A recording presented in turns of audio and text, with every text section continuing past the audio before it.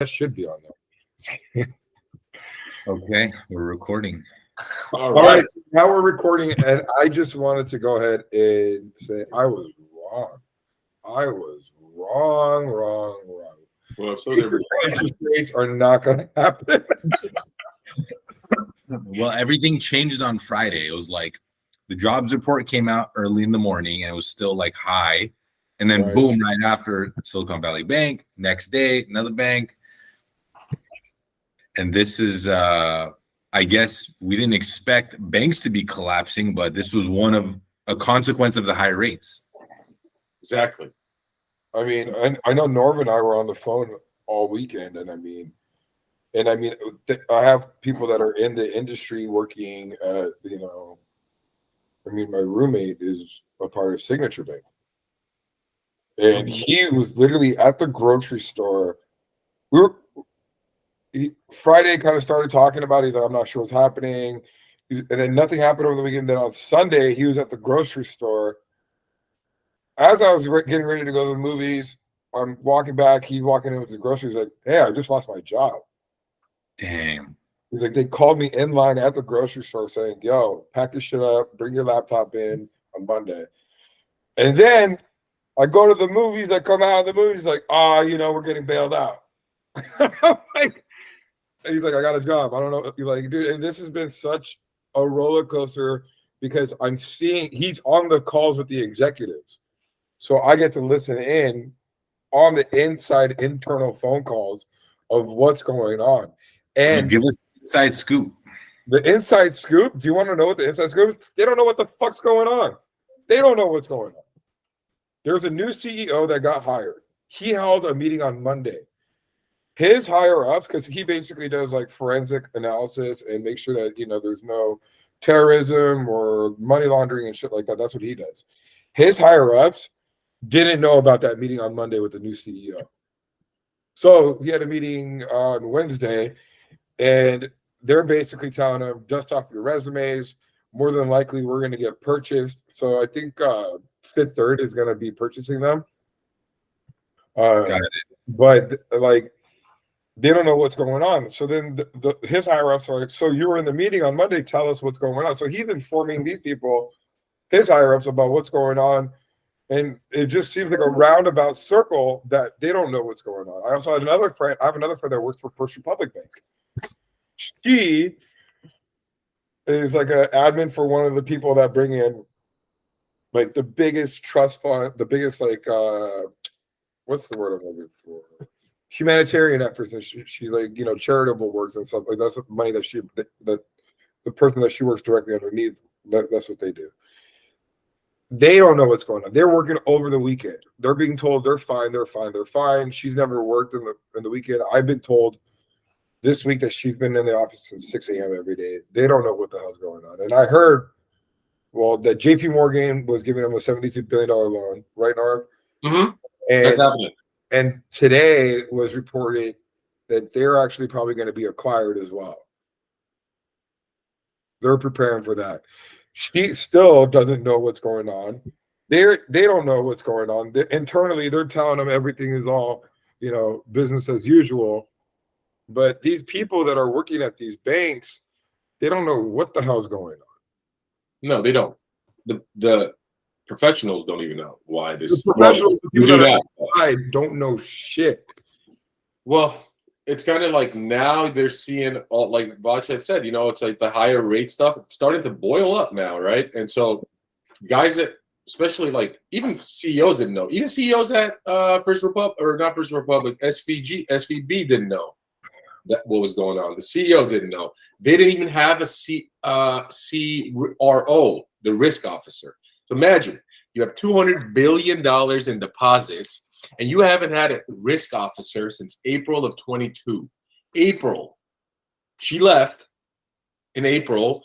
The risk officer, the person that's supposed to be looking at the balance sheets, the health of the company, like the deposits, where are our investments, like that person that shuffles stuff around. Like if you've invested majority of your deposits into the 10-year and rates are going up, it's a risk officer that comes in and says, hey, we need to change these books around. Rates are going to go up. We knew rates were going to go up. Everybody knew rates were going to go up, right? They left here 10-year. And then when there was a little bit of a need to get cash, they saw, they're like, oh, snap, it's a $15 billion loss now. Where the risk officer could have done it, unloaded it back in 22 for like maybe $1 billion or $2 billion. Non-issue. They would have taken a hit. But yeah, these guys either didn't know what was going on or didn't even look. I mean, like, what kind of $200 billion bank that hasn't deposits in that amount doesn't? So Norvon, could you explain to us in like layman's terms, for like, you know, everybody to completely understand what happened, like in non these financial terms that everybody's saying online? Yeah, you know? I mean, for like SVB, it's so they used to have like pre-pandemic, they had like 80 billion in deposits. Pandemic hit, there's so much more cash, right? All of this cash was put into tech companies and startups. And so where did a lot of that money go into? And they bank a lot of startups and a lot of tech companies, right? So these guys, their balance sheets got a ton of money in it. And so SVB's deposit base went from 80 billion to 200 billion within that 2-year period. So they were a lot smaller. They got big because of that, because they're in Silicon Valley and all of that. So then they get all these deposits and everything's fine. And up until this last year, when things started to slow down, rates started to go up, these tech companies weren't getting the funding that they were before. So they had to dip in and payroll and everything else, all the expenses, and dip into the money that they had. So all this money they've accumulated for the last couple of years, whether it's like through funding or loans or whatever that they already have in their accounts, they have to start dipping in. So on like a mass scale, these tech companies started to withdraw some funds and, you know, do their business operations and stuff, right? And as that deposit amount started to dwindle, they noticed like, so when you deposit like say 100,000 in your bank account, you log in, it says 100,000, you only have liquid, or on average, they only hold about 10% of the actual deposits for the customers, and that's enough. So if you have $1 million, they take 900,000 of it and, you know, invest it and get it into some longer term stuff so they can make money on it. So when that threshold started to get smaller and smaller, as these companies are now scrambling, rates are higher, they need to do their stuff, and so it got to a point where they had to now liquidate some of those funds, so some of those 10-year bonds, to pay their customers their money. They need their money. You know, it says, you know, so they had to increase their deposit availability. So when they started doing that, the CEO made a comment that they need to liquidate, and, you know, but without, I don't know what his exact words were, but that they needed to liquidate some of those investments, in that sense, to pay the deposit holders their money. So that, you know, obviously brought on some alarm bells, and then when they looked at this, they made some comments. Some people got scared. And then it created the runoff. And slowly but surely, obviously, once it started, like once the CEO made a comment and then they looked at the books, the investors looked at the books, they're like, oh, snap. These guys have $15 billion in unrealized losses. And one thing that post Dodd-Frank, they were able to not report. So I don't know why this happened post Dodd-Frank and how it used to be before Dodd-Frank, but like Dodd-Frank allowed banks that have like these investments, right, to make money in, and they you know, give you 0.1, they'll get 2% from the 10-year and whatever, make margin on the difference, right? These banks did that for so long, but Dodd-Frank allowed them, in case they were ever underwater, right? You're underwater right now, but it's not. It's like if you have Bitcoin or whatever other stock, and the Unless you withdraw, it's not a loss. Unless you sell, it's not a loss. It's unrealized. So it's unrealized, because if you can wait it out, then you can potentially not have a loss. If you wait it out and sell it at the whatever, especially with like a 10-year, you hold it for 10 years, it's a loss. But if you sell it now, it's a loss. But 10 years later, it won't be. But so that they had $15 billion of unrealized losses. When people started to look at that, investors started to look at that, like, oh snap, these guys are in trouble. They have 15 billion in unrealized losses, and they only have 12 billion in cash on hand to pay. So they're like, oh, like that's when it was like, you're insolvent. You can't pay your deposit holders. You have 15 billion in losses, and you have if they were to like take that money, if they were to take the treasury money out, they're taking a loss, and they don't have enough. And the run started at this point. So there was a run at that point. So it's like, you can't, you would have to take a major loss. Their losses were bigger than their deposit availability. And that runoff was going to create a major collapse, because it's like, it's pretty, you know, as you, it just catches on, right? And the banking system is, I think the biggest thing for the banking system is confidence. And without confidence, like it's a wildfire. It could just kind of take off. If these people didn't freak out when they're just like, okay, well, we can wait this out. We don't need all the cash right away. Then we would have probably ran into this. Right, but would you keep? And these people didn't have like 400,000. They had millions of dollars, or billions of dollars. Majority of them did, and it's like, I would not. If you're a company, would you say, all right, you know, no, they're going to be fine. They'll get bailed out. You have 10 million or you have 20 million with them. You're going to pull it quick. And so they all, and that's why I think Chase and Bank of America right now are kind of just like eating it up. They're getting billions and billions of dollars in deposits right now. I mean, because of the fact that they are too big to fail, because of the fact that we've seen in 2008 that the bigger companies are like Bank of America was in it again. They were too big to fail, and Chase was in it too, too big to fail.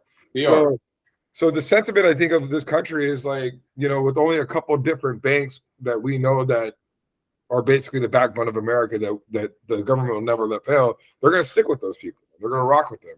But these other banks right now, they're going to have to. They're going to eat crap. They're eating shit right now, and that's, they are, and that's it. The bigger national banks, they're going to be fine, because we know that they're too big to fail. You can't let them fail. It would be way too catastrophic. But these regional banks, I think they're in trouble. I don't care who's bailing them out.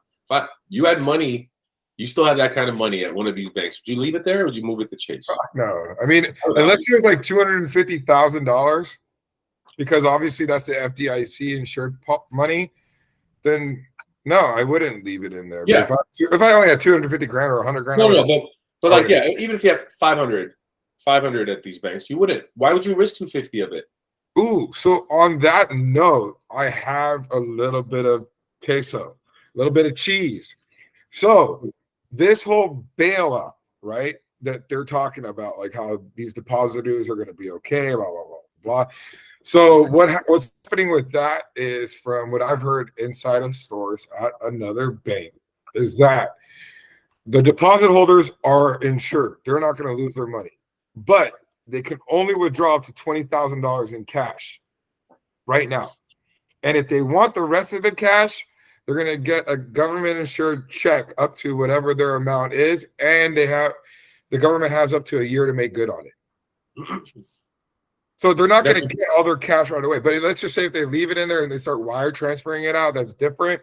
But they're not going to be able to get cash. It's just going to be like $20,000 cash and then a check for whatever the difference is. And that's going to be a promise to pay within a year.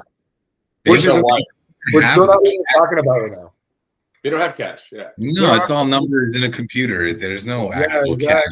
So that's just kind of funny that that's not even being publicized right now. At all. And I mean, so actually what I love about all of this happening is because all of this is like an advertisement for Bitcoin, because this is exactly what Bitcoin hedges against. You don't have to worry about any bank going down. You have your own money in your possession. It's not being and that's actually, I think, why after all this happened, stocks went down, which makes sense. Banks are collapsing. That's not good for the economy, but Bitcoin's going up. So it's starting to decouple from stocks, because I mean, this is exactly the reason why Bitcoin was created, to hedge against. You're essentially like the millions of dollars you're talking about, these people are putting in the bank with their deposits and all the money they have, right, for their company, hundreds of millions of dollars. You're trusting a couple of people at these banks to manage that money. Right, It's like, right. And I mean right. the banks, I think right now what's happening with America as well is that they're trying to fight this system of Bitcoin, right? They want to make sure that they're ensuring that our dollars are safe. So they're letting these people that were that like Signature Bank that was highly invested in crypto, and I think a bunch of people, regional banks that had big cryptocurrencies, they're just letting them fail. They're like, fuck it, fuck you guys, because Dude, it's yeah. they just want to institute that. But that being said, too, not only on the crypto sector, but also we're seeing the bonds coming down lower because what's happening, Laura? Well, it's a lot of what the hell's going on, a lot of uncertainty. And so obviously I think investors are realizing that there are holes in the system, and that it's exposed right now. And why would you want to invest in anything at this moment other than kind of it's a flight to safety? Nothing safer, guaranteed. At the moment, you can get 4.5. You could have gotten 5% on the 2 years. So when this shit happened, that 5%, the 2 year, the 1 year was about 4, almost 5.2. So get 5% for the next year, 2 years. Let's do it. Let's do it. With all this going on, so tons of money flew into those terms, and the 10-year too. So we've seen a nice retracement of those maturities, and they that it's kind of like I would too. Where else can you get 4.5-5% guaranteed for the next year or two? Well, the good thing for mortgage rates right now is the fact that when people are pouring more money into bonds, the rate of return on the bond is getting lower because it has more money that they have to pay out over the 10-year period. So our industry is based off of the 10-year bond. That's why we've seen a dramatic decrease of interest rates rising in the mortgage sector, and we've seen a retraction of mortgage interest rates. I mean, I priced out for my client on Friday. We were writing an offer for a property. It was a 7.875 fourplex purchase. Okay, with 25% down. He's got a 743 FICO score with like an $800,000 purchase price. That same deal now is at 6.99. Love it. Almost a full percentage less within less than a week. Yeah. And it should be more. The $3 million loan, the jumbo loan, at PRMG, 6.5%. And wasn't that 7.5% a week ago? With a 1 point credit. Yeah, easily 1 point credit. With a 1 point credit? Well, borrower paid. Yeah, so essentially, you charge a point, you get a point. It's a wash. Essentially, they're getting is 6.5%. No points. No Hold points. on, is that the new product PRMG has now? Yep. Okay, so and it's not. It's probably still not beating PNC, City, or Wells, but it's really close, like an eighth or a quarter. Have you? Okay, eighth or a quarter. That's great. That's not bad at all. That's big bank status, bro. Pretty much eighth or a quarter. And then so what about? Did you try to match that up with the other agency jumbos out there? Oh, I haven't even done that yet. This just happened right before the call, but I'm sure it's. I'm just curious. 0.5% off. Yeah. The 3 million jumbo. 3 million. So right now, I mean, I have a couple of loans, and I think I'm floating everything. I think we have the Fed meeting next week, which is going to probably raise it. They're saying a quarter. Sounds about right. There's a chance there's going to be no. I mean, they're saying 65% chance there's no rate hike. I think they're saying that because they don't want people to freak out. But I mean, he has to raise it 0.25% at least. I agree. They have to. Why? Because you. So it's like a psychological, I think, move at this point. It's like they were supposed to do 50, right? There's a really good chance, like last week, 70-some%, 50 bips, and then we went to, and then this stuff kind of unfolded, and then when this happened, now if they don't do anything, and I heard this I forget who was talking about it on CNBC, or I think it was CNBC, or may have read about it. I'm not sure, but I completely agree with it. I think if the Fed does nothing, then it scares the crap out of the market. Like, People freak out. people are going to freak out, and so that impact of it, I think, could be worse. Like, oh my God, did this just kind of take everything off the table? The Fed's done. Their job is really done, right? And they're backing off to this extreme. It must be really serious. So it's going to have that kind of effect. If they do a quarter, I think it just shows that, look, what's another quarter at this point going to do, right? It's decent, but I think from that standpoint, it's like, look, we can still continue to do this. This could be the last time they do another raise. They go through with the quarter for good measure, and like put in some stability in that. Like the Fed, even with whatever happened, here's another quarter to slow it down. It's not completely out of whack. So there could be that. Where they do a quarter just for that reason. But it's quarter or nothing. And at this point, no matter what, even if we get another quarter, that's pretty much it. The Fed basically just got what they wanted, and so did everybody. Like, as far as the overall, the goal the Fed was trying to reach. It's like, we didn't want a hard landing, but we're kind of there, and at this point, it's pretty evident to everybody that this is it. Rate hikes are done. You got to let the market kind of balance each other out now. There's no need to raise rate hikes anymore. Like everything else we look at, from household savings to household debt to mortgage applications, everything's down, right? Okay, so you're saying 25 basis points and then call it a day.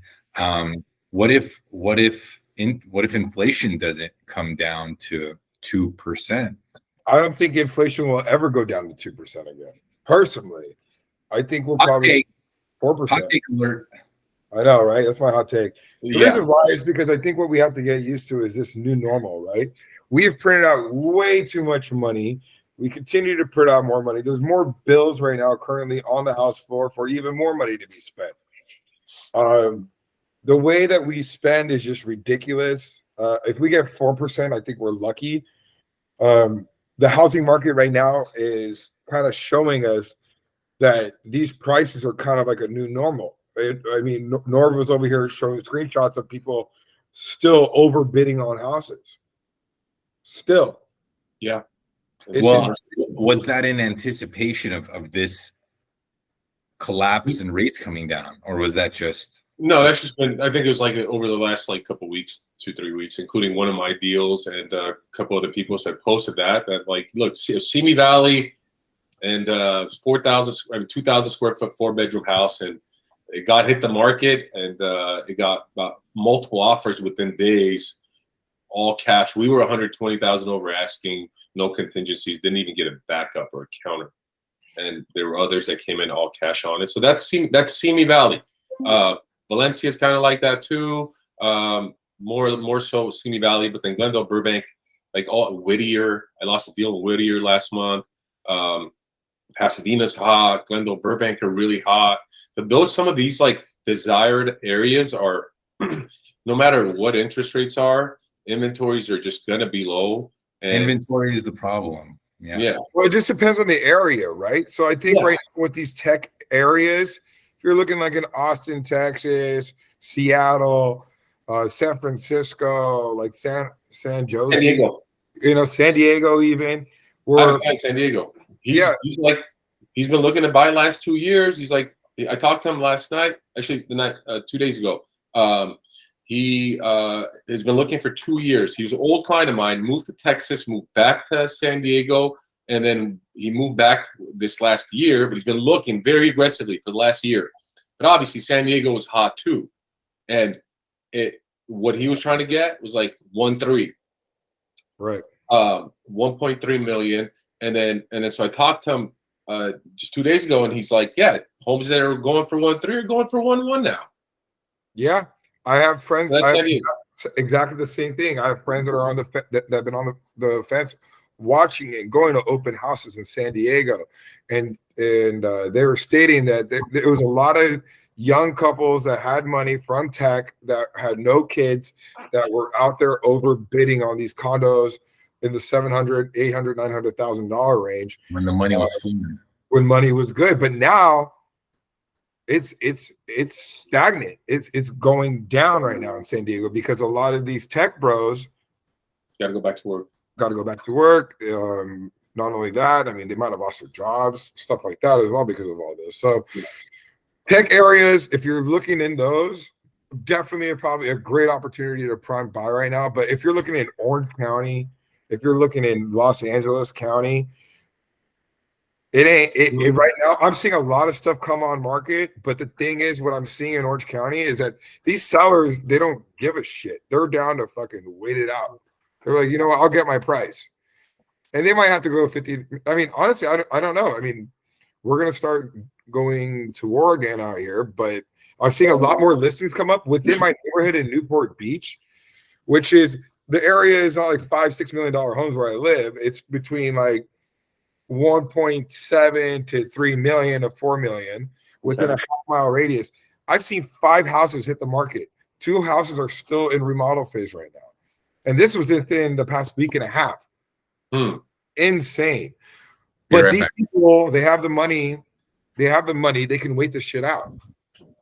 Yeah, they're not in a hurry. I think a lot of these people are just piggybacking, you know, not a lot, but a good portion of them could be just piggybacking to see what they can get, if they can get top dollar, because inventory is an issue. So you are seeing some homes that are like that fit that mold for a lot of people, right? Yeah. It's like, and I think it's like you know, some properties might sit for a long time, even within a decent price point, but then you could have, you know, something a little bit bigger with one extra bedroom fly.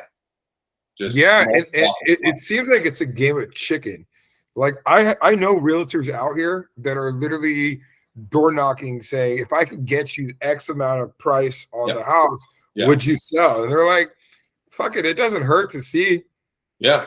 So they're not really interested in selling their house, but if they can get their price, fuck it, they'll go out and do it. Yeah. But they're not really saying, oh, I need to sell my house because of X reason. No. They're only 3%. They can rent you out like this 3-4%. Yeah, bro. Like this, my client out in San Diego that's looking right now, that the same guy I was telling you about. I do the I price out the scenario for him. The rate was like his rate was like I think 6.5, 6.75 a couple of days ago. 10% down. Yeah, about 10% down. And the principal and interest. So the loan amount was like $950,000, and his principal and interest payment was $6,100 and change.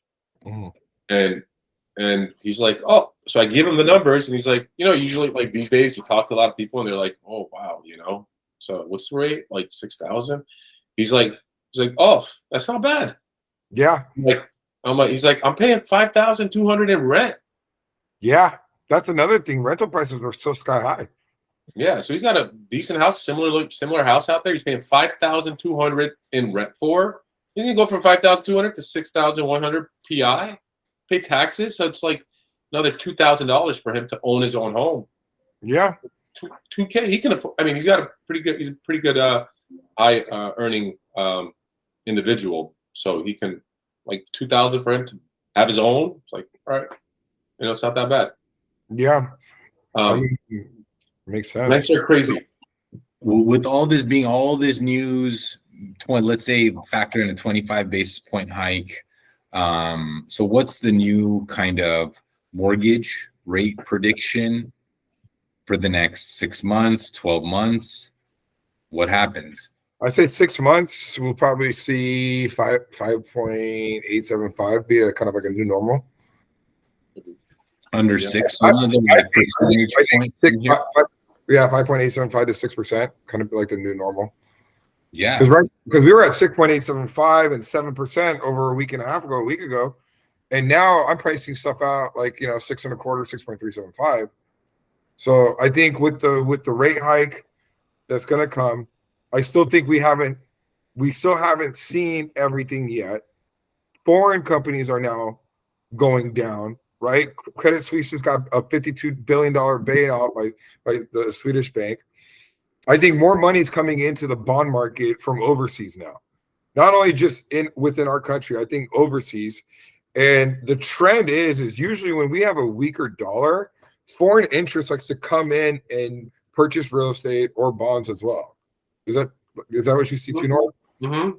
Yeah, and I think that it's going to be a lot of it's going to be just news dependent, data dependent. But the truth is that the fact of the matter is that like the high end of the rate environment is done with.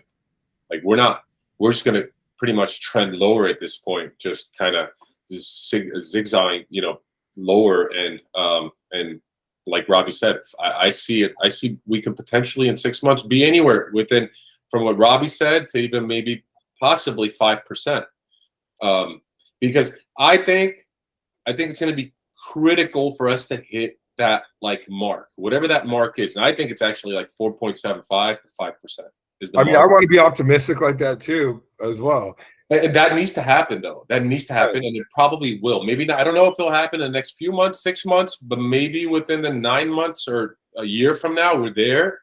And the reason why I think it's very critical, and we need to hit it to get out of this like imbalance of like demand and supply.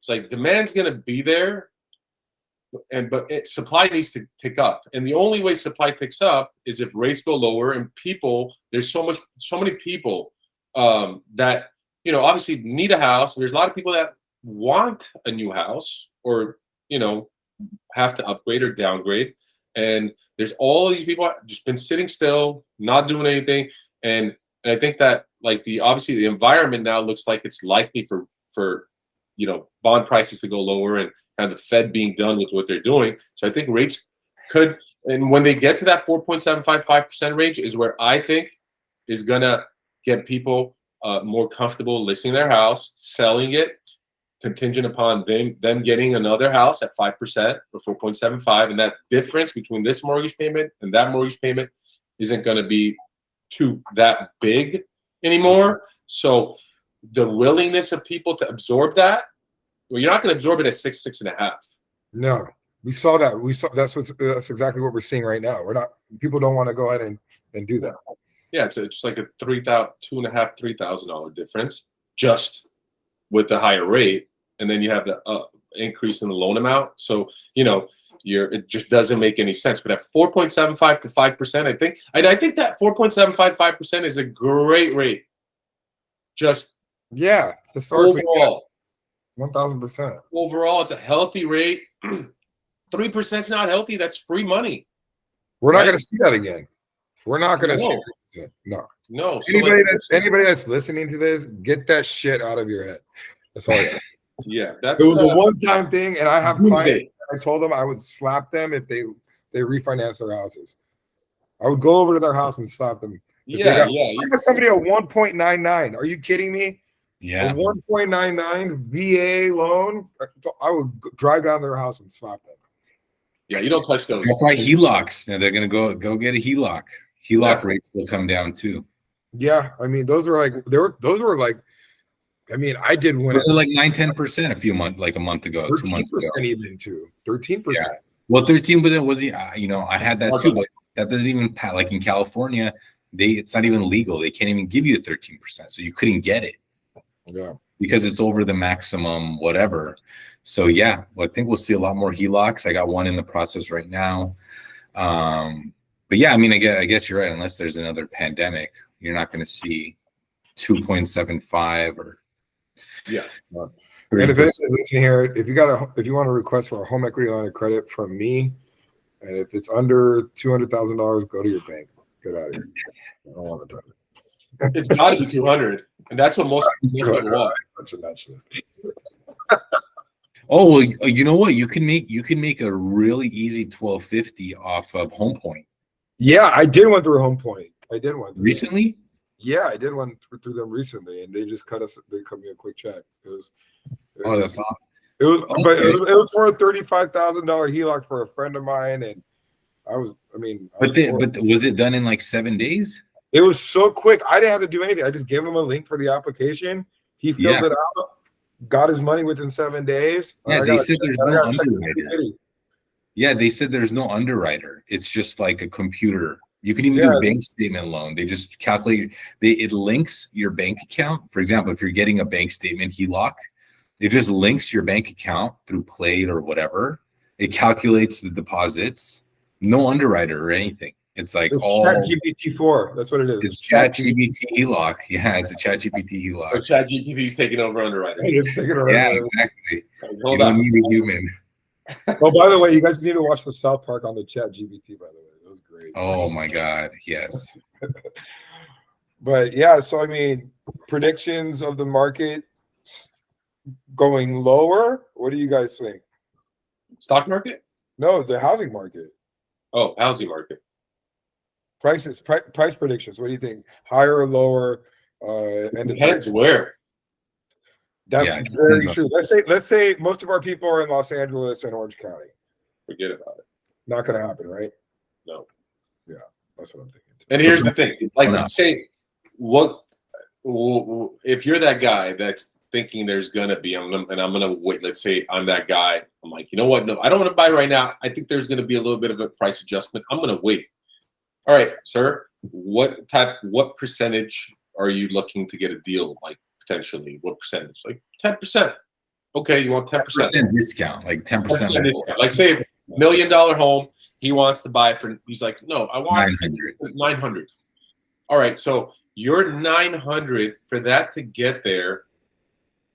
A lot has to happen, right? It's like inventory has to tick up because that house for $1 million is flying in these areas. Like in this area, for that to happen, we would have to have 5 properties like it in the same area available before the 4 other people out there like you come in and like, you know, because that $1 million house right now gets 3-4 offers, it's gone. So about asking, maybe, so let's just say asking, sometimes maybe a little bit over, but let's just say asking, it's gone. So you have 4 people on one house. The only way you get to get a 10% discount is if there's 3 other ones like it, and those 4 buyers are spread out amongst those properties, and then prices you can negotiate it. Once it's on the market a little bit longer, they get frustrated, they drop the price. Like that has to happen.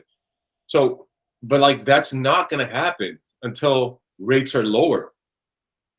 And when rates go lower, there'll be more people. You don't have 4 people, now you have 10 people. Yeah. Yeah, the biggest thing people need to understand is that supply, and that's the driving the prices is supply and demand. There's just not enough supply, even if demand is a little bit lower. Like the inventory is so low. Like you said, in like Burbank, are you kidding me? You don't think there's 4 people, you know, looking at $1 million house? There's hundreds, you know, 100 people looking for four houses in that price range. There's no chance. But if you want to be that big swinging dick, go to Barstow and buy $1 million house. Yeah, Bakersfield. Fresno. I have a client that's looking to buy it right now. It is warmer. Yeah, go to Bakersfield, go to Fresno. Hey, Mesa and Phoenix was on that list too. Yeah, Mesa and Phoenix. There's definitely more inventory here where I am for sure. Like here, you could still get something a little bit under asking. Nothing crazy. Yeah, but Nevada and Las Vegas is the same thing right now as well. But I think it's a lot of those states as well that we were talking about that where people from California during COVID, they went everywhere else. And now it seems like they kind of don't want to come back because they went to the other state. You know, they realized, hey, I mean, you know, there's no good Mexican food here. So they want to come back. You know what I'm saying? I would. For that reason. I mean, for me, it's just called food. I mean, for you, it's called breakfast. But yeah, that's and the thing, like, you know, we talk about inventory, and it's like, yeah, pull up Burbank. There's like 50 homes probably for sale, but like, guess what? Like, only 2 of those are like, you know, very few of those, or are $1 million or under, and like, you know, if you want some in that starter home, 1,500 minimum square feet, 3-bedroom house with a decent backyard. Those are the ones that are like very, slim to none to find in specific pockets that people are looking at. And like, yeah, you got a 2-bedroom, you got a 1-bedroom. That one, might sit. Who wants a 2-bedroom? Very few people want a 2-bedroom. Families don't want 2 bedrooms, right? And so you got a 2-bedroom. It takes a very unique person to come and say, I want a 2-bedroom house, like for the future, if it's like husband and wife and don't have kids. And that's rare. And so that home, you might get it at asking. But if it's 3 beds, 1,500 square feet, decent backyard, clean house, everybody wants that. Yeah. Okay, so Burbank, under 1 million, single family home. Right now, you got 4. Damn. And out of the four, 3 of them are 2-bedroom, 1 bath. Wow. How long have those been on the market? The 2-bedroom ones. Let's just look Dude, at one of them is 684 square feet. Going for how much? 765. Hey, 1,000 a square foot. Anyway, let's see how long this is. I mean, you're paying for an FHA 203K loan and add to that bitch, and then you'll be all right. One of them's been 5 months. One of them's been 2 days. One of them's been 6 months. That 2-day one might have been on the market somewhere else, and then somebody else got put it under a different realtor. And then, because these motherfuckers are tricky, they'll go ahead and put it with another realtor, and then they'll restart the clock on their listing. So it might have been on the market previously under somebody else for like 6 months, and then they put it under somebody else. They're just trying within the same brokerage. They do that. Yeah, sometimes. Yeah, I mean, this one that's 1 million. I mean, 2-bedroom, 1 bath, 900 square feet. I mean, it's decent yard. What was your search parameter for that? Just Burbank. Oh, just Burbank, and they said under 1 million. Under 1 million, single family residence. Okay, can it go up to like 1.25 now, or go from 1 million? Because there's nothing under 1 million with a 3-bedroom in Burbank. So if you go 1 million to 1.4, there's one 3-bedroom. And that 3-bedroom is put it 3 bedroom. 2 months. Just one? There's one. Oh my God! See this? It's that, and it was back on the market. So it went into escrow, fell out. So I'm sure it'll go back into escrow pretty quick. Yeah, it's the only 3-bedroom. But yeah, if you go to 1.1, now you're up to 7 homes. Again, even there's some over 1 million. That over 1 million. That are 2-bedroom, 1 bath, 1,059,000. Oh, there's one that's 4-bedroom, 3 bath, 1,045,000. That's gutter probably. 9 days. Yeah, it's needs a lot of renovation. But it's livable. It's not like it's a dump. It's just really old, all carpeted, really ugly. This kind of just goes back into the same thing that Norman was just explaining. Yeah, no optionality. Yeah, I mean, there's that supply and demand. There it is. Like, oh, that's the house we have on the market. Well, everyone's like, "Fuck, all right." Well, we have to work with that. What can I do with this? Like, right? So you're forced to make. Whereas, like in a healthy market, real estate market, you're like, okay, there's this house, 1,049,000. There's a very similar one that's a little bit newer, 1.1, and there's a little bit bigger one at 1.2. Which one do I want to mess with? Like, which one fits my kind of like, which one can I handle or like put work in? Or do I want to put work in? Nah, I'll go with, no, you know what? I'll put work in. I'll go with this house. Whereas the other guy goes with the other house, and then that other buyer will go with the little bit, whatever. And so you're spread out, but like everyone's putting an offer on that house at 1,049,000. That gets driven up. Where's the deal? There is no deal anywhere. Yeah. It's just that's, and I think that going back to rates, like for this to not be a problem, we need to get to 5%. I think we'll get there pretty soon. Yeah. I mean, we'll be there within the next couple of weeks, to be honest with you. I mean, yeah, and the thing is, like, it could happen. You saw how quickly we made these moves, right? From last Friday till today. Real quick. Like, this is 1 percentage point. I was involved in 2008. I was there. I was in the industry. I was writing loans. I remember rates went from like 4.75 to like 6.5 within like, 2 weeks.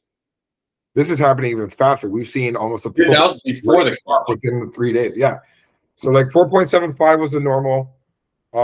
Even five, it was like 4.75 to 5.25 was like the normal interest rate. Then when the mortgage crash happened, I mean, those rates went from like that to like 6.75 to 7% within like a couple weeks, like 2 weeks.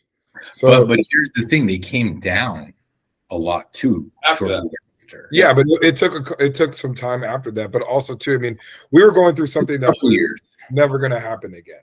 I mean, this is why people are going to be buying mortgage-backed securities and property, because of the fact that we are so regulated, where we even tell our own clients that basically this is a financial disrobing when you're getting a loan, right?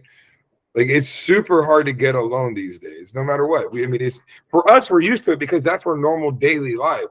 But for anybody to be like, yo, this address popped up on your credit report and we need to know about what that address was because it was there from like 5-6 years ago and you didn't disclose that. Like, that type of shit that we see, that's annoying. But that's how regulated we are. So that's why we're safer now, and that's why we're becoming a safe haven for people to put money into. And on top of that, I mean, you're making what, 7% on a house in some areas, maybe 10 in certain areas. So just one side note, as far as like on topic though, but as far as loans out there, these banks, everything we talked about, these banks kind of with what they're going through, their rates are up. So obviously there are a lot of their investments at these banks are upside down. Whether it's the loan business, whether it's the auto loan business, their investments in bonds and so forth, because they all have allocated money, whether you wanted to or not, whether rates were going up or not, they don't expect to run. So it's like, when you're paying your depositors 0.1 and you're collecting 2%, it makes sense, right? To get the 10-year bond, because that's how these banks make money. They take your money and they get a better rate of return. And then they give you 0.1, you're not complaining, so they pocket that difference. So like a lot of these guys are upside down, and with everything going on now and this whole like contagion effect, I heard jumbos are going to be in a little bit, are going to be, these banks are going to be reluctant to do, because they're cash flow problems, right? And so they're trimming sort of where they're investing their funds. And jumbos are usually portfolio. They're not backed by anything, right? So if you're doing a jumbo, a likelihood of that product or you portfolioing it or maybe even selling it, there are going to be cash flow problems. I heard they're going to get probably even tighter on their guidelines. yeah. So they've been tight. They've been tight regardless. And I mean, just for the whoever's listening to this, a jumbo loan's anything above $1,097,000 right now in Los Angeles and Orange County. So if you're getting a loan amount more than that, you're considered jumbo. And so yeah, it's going to be tougher to get approved for those, but they're not going away. They're just going to be tougher to come around and probably tighter guidelines and so forth. But I think those loans get impacted, whereas the Fannie Mae stuff just regular. You said come around. I know, I'm an idiot. Yeah, but I mean, you're 1,000% right. I mean, was there anything? So I mean, the Fed meeting next week, I say 1/4 point. I say we need 1/2 point, to be honest with you, for us to be healthy, but 1/4 point is probably gonna happen. I mean, what you're saying makes sense, but we'll see. I mean, if you have another bank collapse or two in the next week, then I don't know. I think they could just skip raising rates this time. We'll see. Well, you never know. Like, we saw how much changed in like 3 days over the weekend. Like, everything changed. Everything did. But like, everything's pointing in the direction that the Fed is near done, if not already done, right? And so I think the bottom line from like, for us, for our clients, is that like, we're there. Jobs like not finished, but it's pretty much done. This is like overtime right now. And and the rate hikes are about to end. So what does that mean for us and our clients? Is like, dude, I know we just talked about inventory and it's tough to get a property and get a deal, but it's not impossible. And so like you have this little window for now, while competition is a little bit tighter than what it could potentially be when rates go down.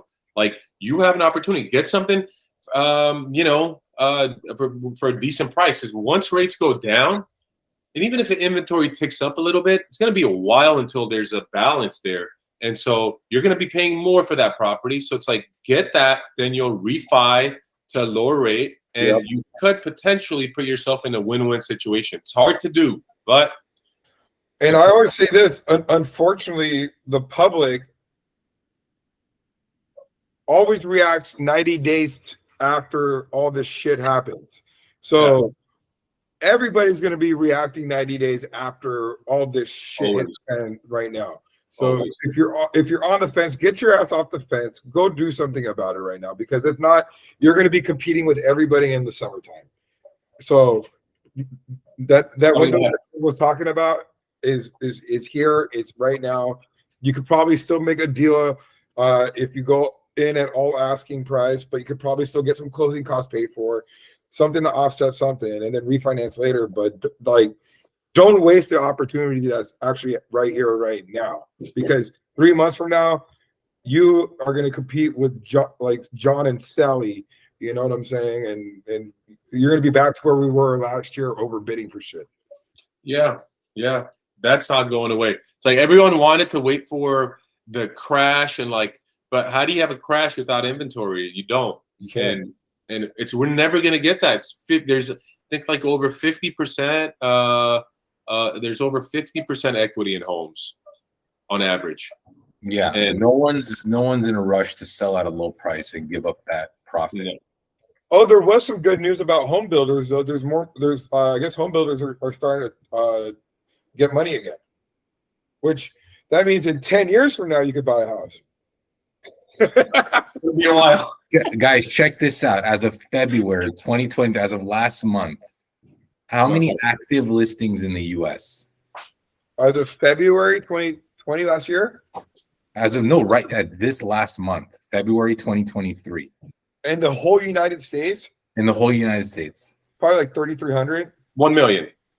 Oh, what would you say? 577,000 homes. I was so wrong. I was like 3,300. Is that the 33 homes? California. So that's the number. That's the inventory number for the U.S. I didn't hear. Inventory number for the U.S. And just for comparison, here, let me share my screen so it's a little bit. If you compare the inventory today, hang on. How do I do this? Present. Okay. So if you compare today, you got 577. Let me know if you can see my screen. Yep. Oh, boom. Okay. Yep. All right. Compare that to 2016. 2016, we had 1.4, almost 3 times the inventory in 2016. Can you go further back by any chance or no? What was that? Can you go further back? Let me see. Yeah, I could go back. Let's go. Go back to like 2000. Yeah. Oh, damn. We go 10 years. Let's go back. Let's go. Yeah, back. 2008. Oh, it doesn't go more than that. Oh, hang on. I don't know. 2010. No, it's not letting me go back further than. Or hang on. Maybe if we go here. Oh, Jesus. What's going on? Let's go to 2019. Let's go to 2016, August. Oh, no. Won't let me go further back than 2017. Okay. But anyway, this is what is it? Fred.stlouisfed.org. I know Fred. He's a good guy. He's a good guy. Yeah. He's counting the numbers of houses. So he's going door to door. That's his job. He goes door to door. Yeah, according to realtor.com, 577. So that's the thing. 507 in the whole country. Yep. And there are 4 times as many buyers, I think. Yeah. In the market right now. 4 or 5 times. All right, guys. So next week when we meet, it's going to be after the FOMC meeting. So we'll see if it's going to be 25 basis points or no basis points. And yeah, we'll go from there. That will be hot off the press, I'm bro. on 50. Hot off the press. But I think that we may have to postpone our meeting Why? Where at a you later time because I think the Fed announces at 10 or 11 a.m. But is the meeting on Wednesday? Yeah, it's on Wednesday. Oh, sorry, it's on Wednesday. Yeah, yeah. so we'll be good. We'll be good. Okay. Hey, is there any way we can make this live? I'm great Like on question. Instagram or something like that? That'd be kind of cool. Why don't you look into that? See if you can link Google Meet and make it go live. What I'm gonna do is I'm gonna download this and I'll email it to you or share it to you on Drive. I'm gonna post it on my YouTube, but you guys can do whatever If you you want. post it on your YouTube, then we can just share the link, which is a lot easier. Sure, you could do that.